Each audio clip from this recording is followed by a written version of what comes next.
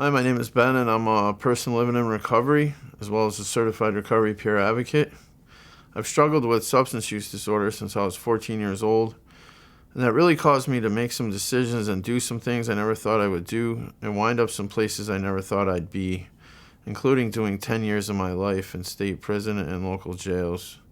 I know coming from that environment how hard it was to have a voice in court, to be heard when I asked for treatment, that what I needed was to get connected to treatment, not to go back to jail and come out with less resources. That's one of the main reasons I became a certified recovery peer advocate. So my job is broken down into 3 parts. The first part of my job is predisposition to intervention. What I mean by that is I meet with individuals, find out what brought you into corrections to begin with.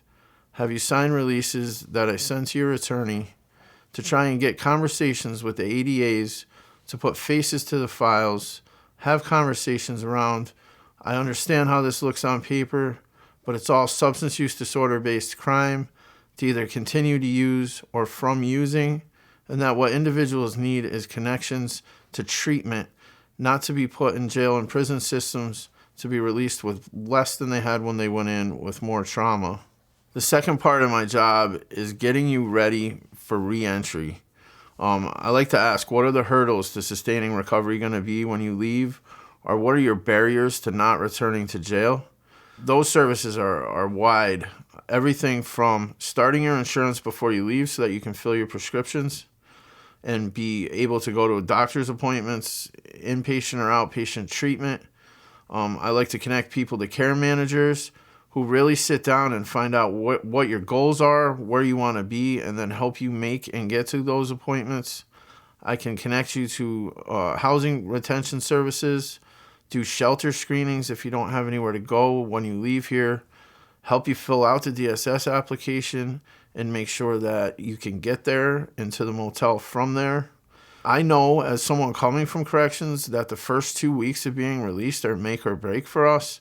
And if we're released without insurance, with nowhere to stay, no money, and no food, the odds of us doing well and not returning to jail are really low.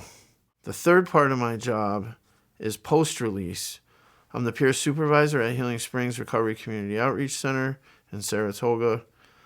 This entire model is peer-led, peer-run, person-centered. Unlike a clinical environment like an outpatient, here our concern is, how can I help you with your recovery today?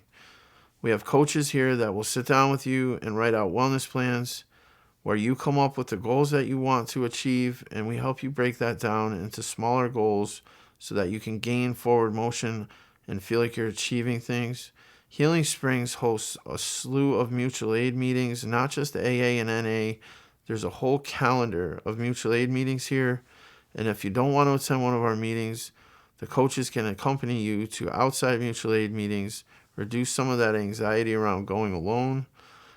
And we have social events here, movie nights, fishing events. And the idea is to be able to create a new peer base of people who are living recovery successful, that can have positive conversations with you, help you goal plan and get forward motion. Find people that will help fuel you forward instead of trying to drag you back into your old life. In conclusion, there's sign-up sheets in each pod. Please sign up, come down, have a conversation with me, and let me figure out what your needs are to be successful.